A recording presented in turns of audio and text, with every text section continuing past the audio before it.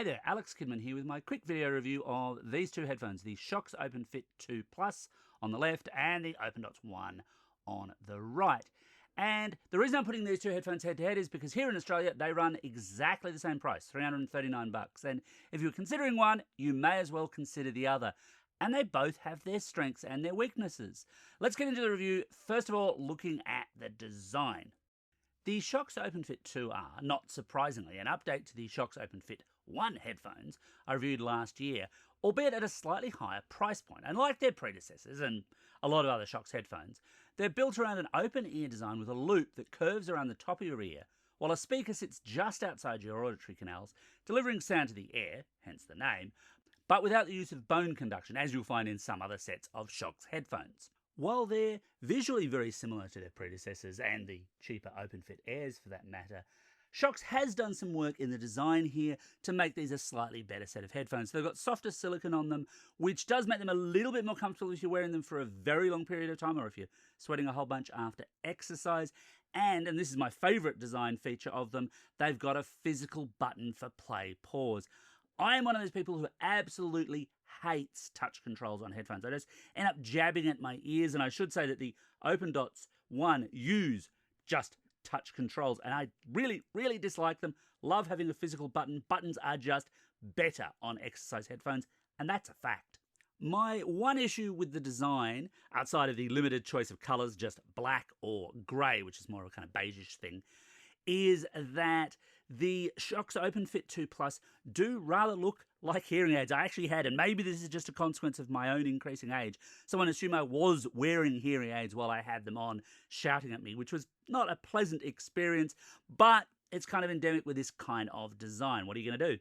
What you could do, of course, is opt for the Shokz OpenDots ONE. They're a completely different design and a new design style for Shokz, although they're not an entirely new design concept. Bose has a set, the Ultra Open earbuds, which are very similar in design. I don't have a review of those, although I will leave a link to an excellent review in my description if you want to find out more about those headphones. And basically, the OpenDots ONE are more like tiny clip-on earrings than anything else, designed to sit a little closer into your ear and then looping around the side of each ear. And look, this is a lot easier to hide, as long as you're stylistically comfortable with the idea that you look like you're wearing small earbands while using them. Obviously, if you have a whole lot more hair than I do, they could possibly hide entirely. Like the OpenFit 2 Plus headphones, they're available in either black or grey finishes, and again, the grey is more like a kind of beige-silver combination, and that's actually the set that Shokz sent me. The different design style does mean that the OpenDots ONE do feel substantially different in my ears, with a lesser overall contact area because there's no over-ear loop sitting there for hours at a time. And that being said, the flip side here is that they don't feel quite as secure in my ears as the OpenFits do when I'm exercising. And exercise is a big thing for Shokz. I have gone running extensively in the OpenDots ONE, and look, they haven't bounced out of my ears, I haven't actually lost them, but they have definitely felt a little bit less secure, and that's, I suppose, the nature of the design. They're always going to. I have a full video up of a post-run if you want to see what I look like after I've been running. But the reality here is that very, very clearly the OpenFit 2 Pluses are designed as the exercise pair and the OpenDots ONE are the style pair. The Shokz OpenFit 2 Plus do have a small edge over the OpenDots ONE when it comes to water resistance. The OpenFit 2 Pluses are IP55 rated, where the OpenDots ONE are IP54 rated. Now, honestly, realistically, you're more likely just to be sweating on these things than anything else. They're not rated for swimming, of course, but it is worth bearing in mind if you're looking at these in a longer term usage, especially exercise usage, because they should last a little bit longer, the OpenFit 2 Pluses that is, than the OpenDots ONE, if that's going to be the scenario that you're using them in. Again, bit of a horses for courses thing there. Setting up either unit is via straight classic Bluetooth, and pleasingly, both cases feature physical pairing buttons. I mentioned before, I do like a physical button, and I especially like it for pairing versus those sets that want you to hold your fingers down on the headphones in the case to initiate pairing. That's always a pain in the butt. A physical button, again, it's just better. If you want to get the most out of either the OpenDots ONE or OpenFit 2 Plus, you'll need the Shokz app for iOS or Android, which lets you modify things like multi-point pairing settings, update the firmware, and critically adjust the audio settings. Speaking of audio, while the OpenFit 2 Plus have definite right and left sides, the OpenDots ONE don't, and they can be worn in either ear. And rather neatly, once inserted, they actually sort out their orientation so you don't get mixed up stereo sound. Rather less neatly, from time to time during my testing, I've had instances where once I'd placed them back in the box, at which point they should charge but also no longer pair to my device, they stayed paired, and it wasn't immediately evident to me why this was so until I tried to take a call and, of course, couldn't actually hear anything because they were still paired. This is not ideal. I suspect it's to do with them making contact within the case, so maybe just be a little bit careful when you're putting them back in there. On the broader audio front, I've long advocated for enabling the bass boost function in Shokz headphones, not because I'm a music listener who only cares about thumping tones, but more because the open nature of Shokz's products rather naturally weakens their general audio presentation, and bass is where they suffer the most. Now, you can set your own custom equalization presets, but the big new feature here across both the OpenDots ONE and the OpenFit 2 Plus headphones is support for Dolby audio via a toggle in the Shokz app. This is one of those key areas, by the way, that makes the OpenFit 2 Plus the Plus model, with the regular, not as far as I can see sold in Australia, OpenFit 2 not having Dolby audio. And you might be wondering, well, is Dolby audio all that? Is it going to make all that much of a difference in an open ear unit? And the answer is quite simple, because the answer is yes, absolutely yes. Enabling Dolby audio on either pair made a surprising difference to audio output and the richness of the soundscape that resulted. And that was true across multiple music genres, not just obviously the bass-heavy stuff where you might think they'd make a big difference, but more constrained vocal performances, pop, a little bit of classical. All of these things sound much, much better with that enabled. I just can't imagine having these headphones and not having the Dolby audio toggle enabled in every single listening instance. During my review period, I've tested out both sets in a variety of environments, from my relatively peaceful home office to the bustle of shopping centres, the noise of Sydney trains, park runs, street runs, plenty more besides. And in pure audio terms, the Shokz OpenDots ONE do deliver a slightly more immersive soundscape than the OpenFit 2 Plus do, and this isn't really all that surprising when you think about it. The OpenDots ONE place their speakers considerably closer to your ear canals, and this gives them a broadly similar isolation, though not noise cancellation, behaviour to actual in-ear headphones of your classic AirPod style. The more open nature of the OpenFit 2 Plus, despite featuring slightly more complex drivers, can't quite match that. So, an open win for the OpenDots ONE then? Not quite, it depends on your usage.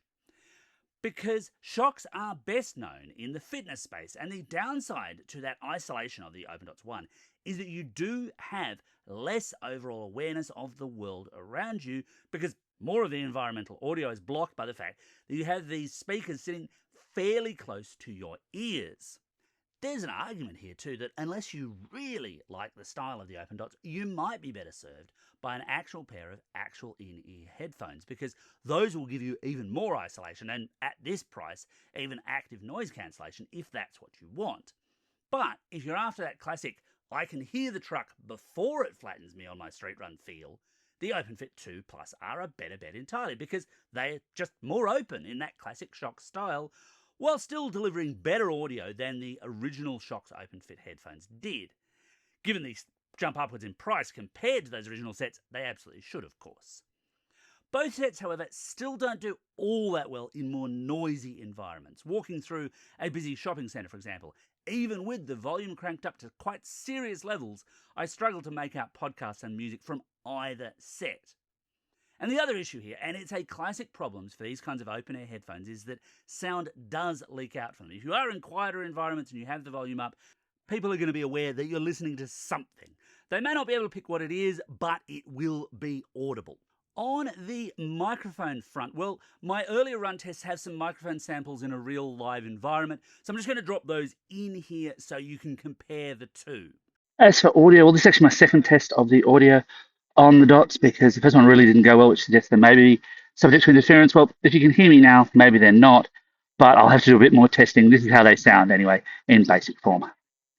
As for microphone quality, well, I'm now recording this with the microphone on the Fit 2 headphones, so you can hear, how it's picking up, how it's going. There's a little bit of a breeze around me, a few vehicles moving in the distance, which it may or may not be picking up. I don't know. I can't hear that, but you probably will be able to.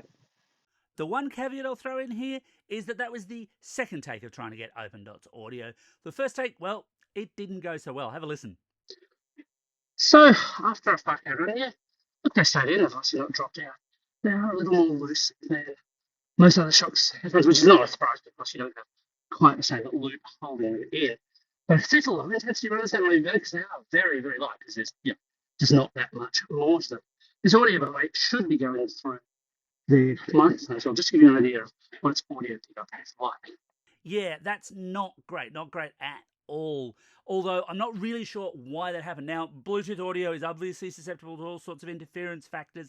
This hasn't happened again to the same extent, but it's something to keep in mind if you think you're going to be taking a whole bunch of calls on these headphones. On the battery life front, the OpenDots ONE and OpenFit 2 Plus are rated for up to 40 hours and 48 hours of playback time, respectively. And that's the usual trick of that's with all the charging case charges taken into consideration. In terms of day-to-day usage, the estimate is up for 10 hours for the OpenDots and up to 11 hours for the OpenFit 2 Plus, respectively, which is still quite good, at least at a claims level. In a real-world testing environment, you're likely to hit a little less than this, but then Shokz's own specifications state that they're doing so at 50% volume, and at 50% volume, they're pretty soft, especially in open environments. I've tended to hit between about 7 to 8 hours for the OpenDots and sometimes 8 to 9 for the OpenFit 2 Plus headphones in my testing. Again, it will depend on your audio sources and volume and other environmental factors as to how much you get, but the battery life on these is quite decent, reasonably within expectations against their claims. In terms of recharging, there's no charger in the box. They're USB-C for direct charging, and both support wireless charging. This is the other difference between the OpenFit 2 Plus and the regular OpenFit 2, by the way. The OpenFit 2 do not have wireless charging. So which set of headphones should you buy? Well, look, it is good that Shokz has options for consumers to pick from. If it were me, I would actually opt for the OpenFit 2 Plus headphones because I feel like they meet that Shokz expectation a little bit more directly. Yes, while they're only an upgrade over the older pairs, and it's a little bit hard for me to recommend that you upgrade from those older pairs unless they're dying. Yeah, the audio is better, but it's probably not $339 better. But I think these are a better overall set, where the OpenDots ONE are much, much more of a style play. If you really don't like the visual look of the OpenFit 2 Plus, then the OpenDots ONE are definitely an option there. That's not the way that I'd go, but I can see arguments in either case.